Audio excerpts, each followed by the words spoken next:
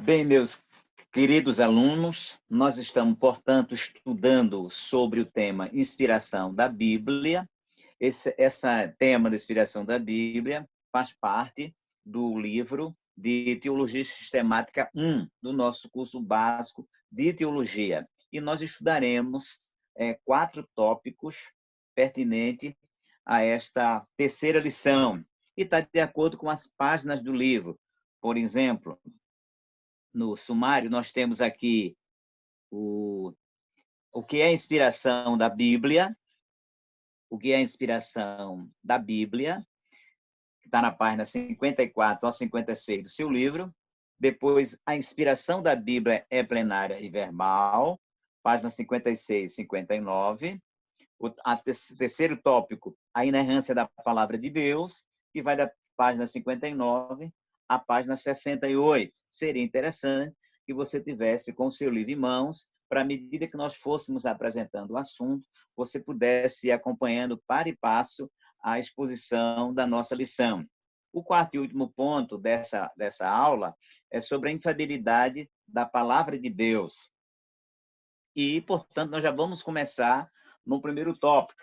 O que é a inspiração da Bíblia? Vamos começar lendo uma frase de um estudioso da Bíblia, de nome Matthew Henry, que viveu entre 1662 a 1724, portanto, entre o século XVII e o final do século XVII e começo do século XVIII. E aí nós temos algumas outras afirmações.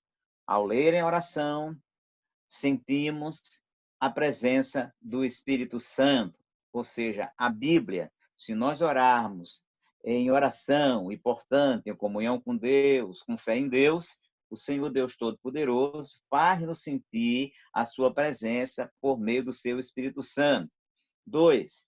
Só a Bíblia tem trazido, por sua inspiração divina, mudança à humanidade.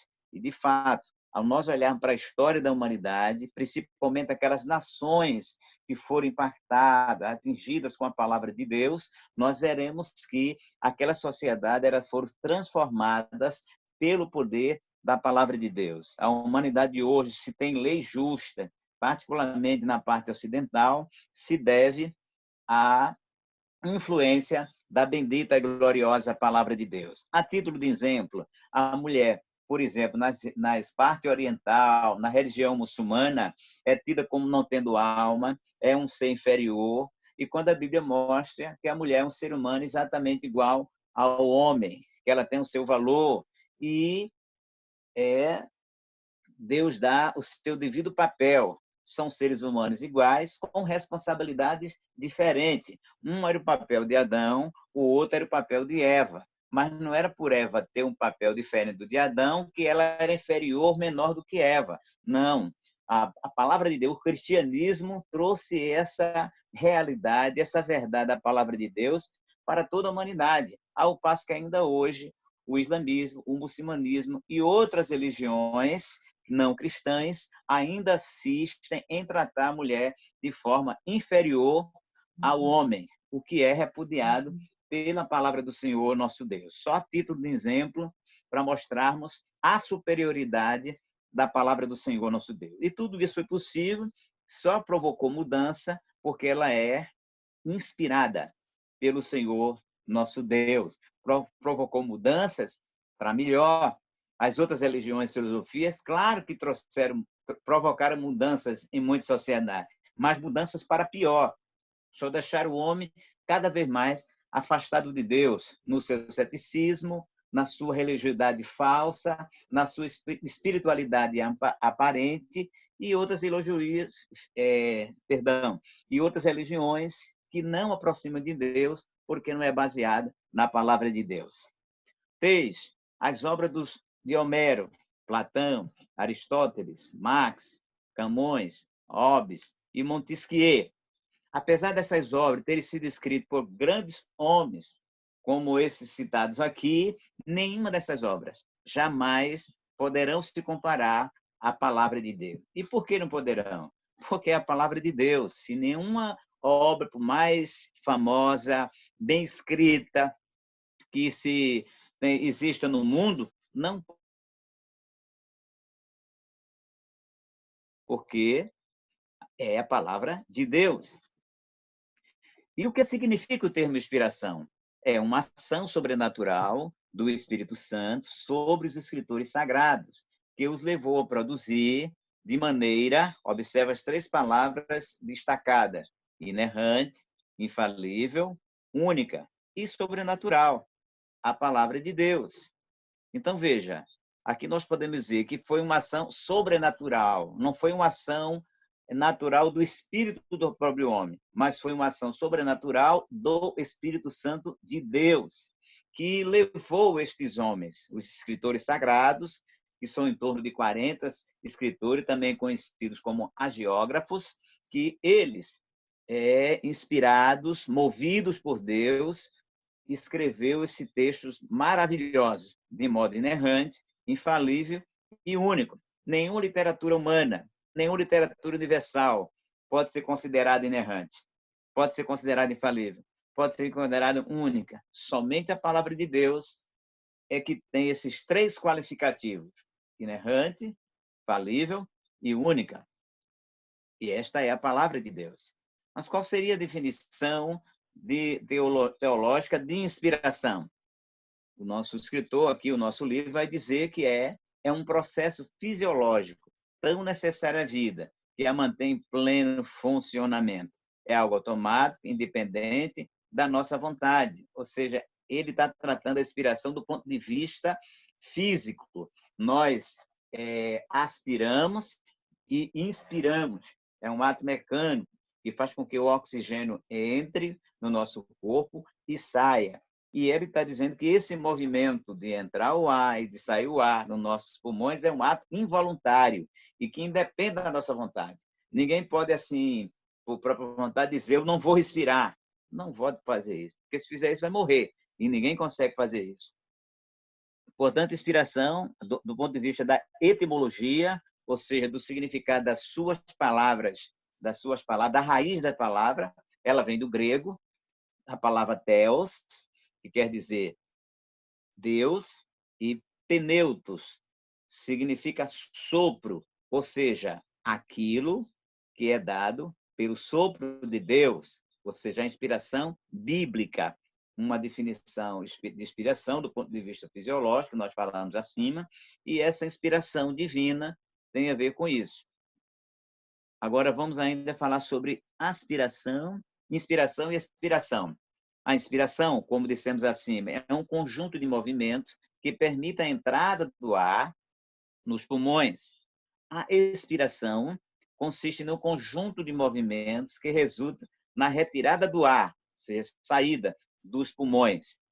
Então, o Espírito Santo, baseado nessa analogia, nessa similaridade em relação mais à inspiração e expiração mecânicas, física, do mesmo modo, o Espírito Santo insuflou nos escritores sagrados a palavra de Deus, de tal modo que foram impulsionados a registrar os mistérios e os desígnios de maneira sobrenatural, de novo, inerrante, infalível e singular.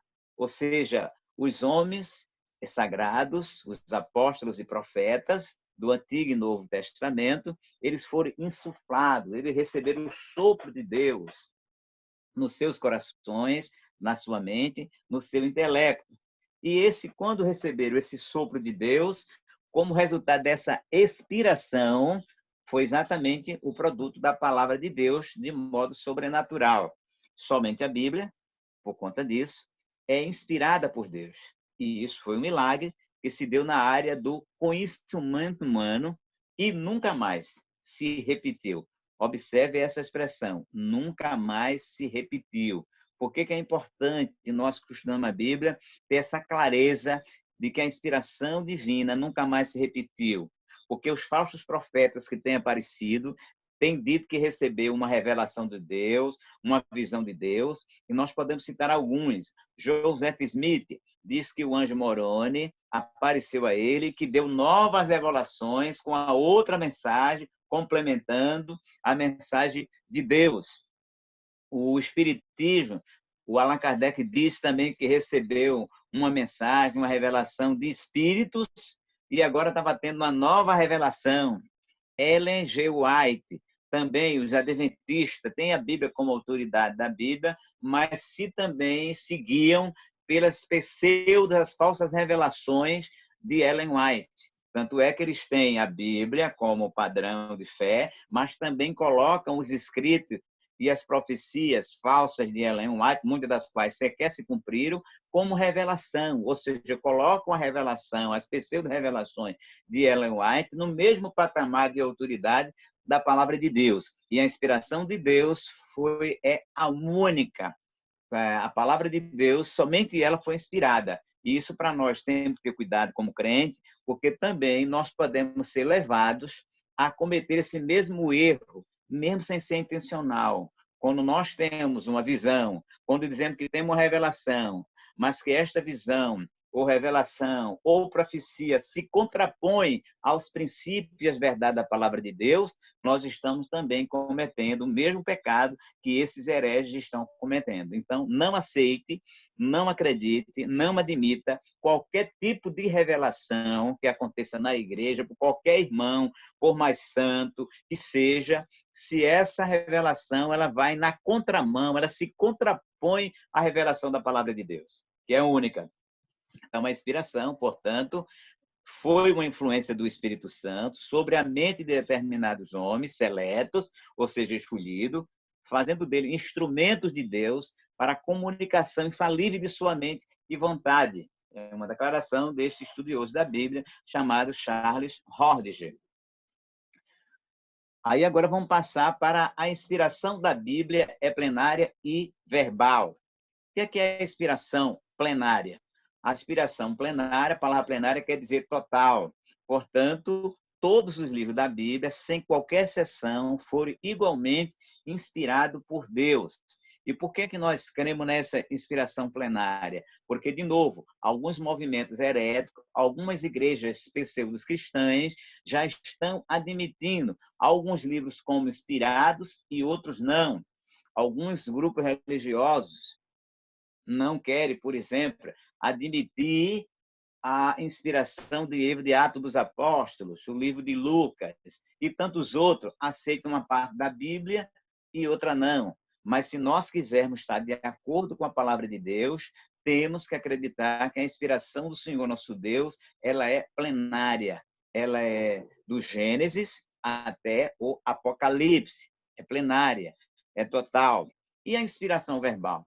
O Espírito Santo guiou os autores quanto às ideias e prioridade quanto às palavras dos mistérios e conceito do Altíssimo, conforme Timóteo, capítulo 3, versículo 16, 2 Timóteo 3, 16. Ou seja, o Espírito Santo não só inspirou as ideias que seriam registradas, mas prioritariamente também quanto às palavras. Há de fazer uma observação que essas palavras dizem respeito às línguas originais, ao hebraico, ao grego, ao aramaico e algumas palavras em peças e alguns outros idiomas que têm poucas porções que foram escritas a palavra de Deus. Apenas nessas linguagens originais. As traduções que nós estamos, portanto, são cópias. Essas cópias pode ser que haja aqui e acolá alguma diferença entre uma e outra, mas já se analisou e percebeu que as poucas diferenças ela não prejudicou e não prejudica o conteúdo e a essência das doutrinas essenciais do cristianismo e da palavra do Senhor nosso Deus. Então, portanto, concluindo em relação à inspiração plenária e inspiração verbal, ela não exclui a participação dos autores e nem poderia excluir, porque através dele Deus deu materialidade à sua palavra. Ela passou a existir no mundo físico e foi através da escrita. Quando Deus disse para Moisés, capítulo 17, verso 14 de Êxodo, que ele escrevesse tudo que ele estava ali mostrando em um livro. É a primeira expressão que nós vemos na Bíblia, Deus mandando registrar a sua revelação no livro. Né? Ou seja, a partir daquele momento, deixou de ser a tradição oral, né, de pais para filho, de uma pessoa para outra, para ser agora escrita. Então, portanto, evidentemente, Deus contou né? E não excluiu a participação desses autores, de Moisés, de Salomão, de Davi, do apóstolo Paulo, de João, de Marco, todos os autores da palavra do Senhor, nosso Deus. Eles foram usados conforme seus traços pessoais, suas experiências e estilos literários. Por quê? Porque o mesmo estilo, o estilo literário de Paulo não é igual ao de Pedro. E por que não é? Pedro era uma pessoa, Pedro era outra. Pedro tinha um entendimento, uma vivência diferente de Paulo, mas isso não impediu que Deus os usasse de acordo com as suas capacidades, com as suas especificidades, os seus estilos e também as suas experiências pessoais. Tanto é que Paulo vai falar várias vezes ao longo das suas cartas que foi perseguidor da igreja, que o Senhor Jesus perdoou a vida dele. Nós não veremos isso em Pedro. Pedro não fala em nenhum momento daquela experiência amarga que ele teve ao negar o Senhor Jesus 3 vezes. Talvez fosse muito dolorido dizer isso, mas Paulo não tinha problemas em falar desse momento do passado que ele perseguiu a igreja de Jesus, porque ele se sentia perdoado e era o jeito dele, o estilo dele de escrever para as pessoas. E agora, a inspiração da Bíblia ainda é plenária e verbal nesse tópico. A inspiração da Bíblia é única, como nós dissemos. Nenhum outro livro, além da Bíblia, foi inspirado por Deus, como nós já vimos na exposição anterior, no tópico anterior. Ela é obra-prima da raça e para a raça humana. Cético e ateus reconhecem seu impacto na história humana. Ou seja, apesar dos ateus não acreditarem em Deus, muito menos na Bíblia, mas eles não como negar algo que é um fato na história da sociedade, na história do homem. A Bíblia impactou a história e as sociedades humanas desde quando ela foi escrita.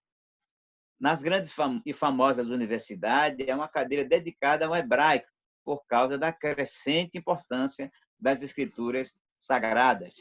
A Bíblia impactou profundamente a civilização ocidental, como nós dissemos alguns minutos atrás. A Bíblia derrubou reinos, impérios, que os gregos, com sua filosofia e lógica, não conseguiram derrubar.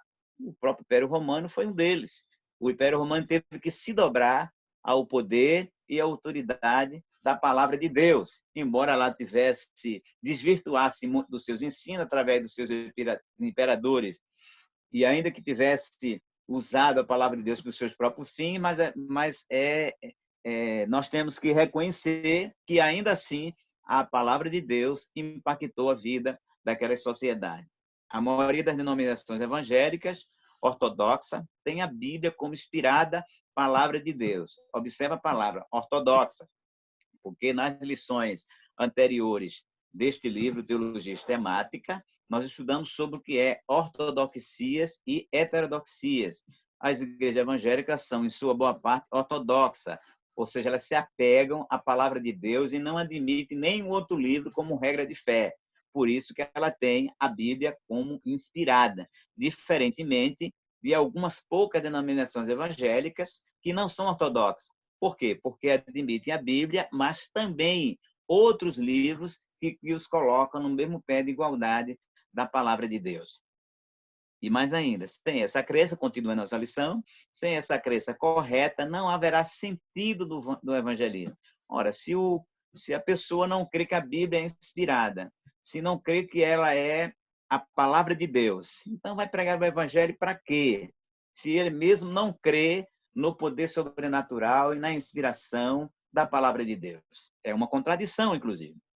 Por isso que a nossa declaração de fé das Assembleias de Deus no Brasil assim afirma: cremos na inspiração verbal da Bíblia Sagrada, única regra de fé, normativa para a vida e o caráter cristão. Essa afirmação consta do livro do pastor Antônio Gilberto, que é um dos maiores teólogos assembleanos e que era um profundo conhecedor da palavra do Senhor Jesus Cristo. Continuando, ainda sobre inspiração da Bíblia e plenário verbal, que é plenário verbal, vamos falar sobre agora inspiração e iluminação. Isso é muito importante prestar atenção nesses dois conceitos para nós não cometermos erro que muitos estão cometendo. E o que é a iluminação? A inspiração foi dada apenas àqueles que escreveram as Escrituras, ou seja, os 40 agiógrafos. A iluminação, no entanto, é prometida a todos os crentes. Observe, a todos os crentes. Não é para as pessoas que não creem no Senhor Jesus Cristo, porque rejeitam a palavra de Deus. Então, é prometida a todos os crentes, visto que não depende de escolha soberana, mas de comunhão pessoal com o Espírito Santo de Deus. Ou seja, se a pessoa não tem uma comunhão pessoal com o Espírito Santo, se não é convertido ao Evangelho do nosso Senhor Jesus Cristo, ele jamais será iluminado pelo Espírito Santo de Deus com relação às Escrituras. E essa iluminação, ela pode aumentar ou pode diminuir. E isso nós teremos ver lá em Efésios, capítulo 1, e o versículo de número 16, que seria interessante, se não agora, mas depois vocês puderem pegar a sua Bíblia e lerem todas essas passagens, para que este conceito de iluminação seja bem consolidado em seus corações, porque principalmente aqueles que pregam, que ensinam a palavra de Deus, é de bom tom, que tenham muito claro essa questão da iluminação e da inspiração, para poder ensinar de modo correto aos irmãos e à igreja do nosso Senhor e Salvador Jesus Cristo. Então, capítulo 1 de Efésios, só a título de exemplo, não vamos ler todas as passagens, mas diz assim o versículo 16, capítulo 1, verso 16: não cesso de dar graça por vós, lembrando de vós nas minhas orações. E o 17, para que Deus nosso Senhor Jesus Cristo, o Pai da glória, vos dê em seu conhecimento o espírito de sabedoria e de revelação. Então, aqui o versículo 17 mostrando claramente que Deus pode dar o espírito de sabedoria, ou seja, para entender a palavra do Senhor nosso Deus. Veja, o homem descrente, em sendo assim, o homem descrente não pode receber as verdades mais profundas de Deus. Por quê? Porque ele é um homem natural, e o homem natural não entende as coisas do Espírito Santo de Deus. Para ele é como se fosse loucura, ao passo que o crente, ele não, ele entende as coisas do Espírito Santo de Deus, porque a palavra de Deus diz que o espiritual discerne tudo e por ninguém é discernido, porque ele tem o Espírito da glória do Senhor Jesus, que lhe revela as verdades mais profundas de Deus.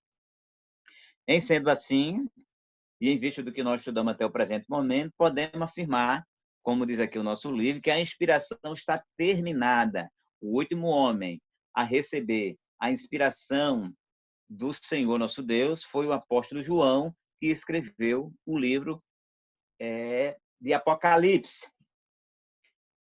Porque o livro de Apocalipse é o último livro da palavra de Deus.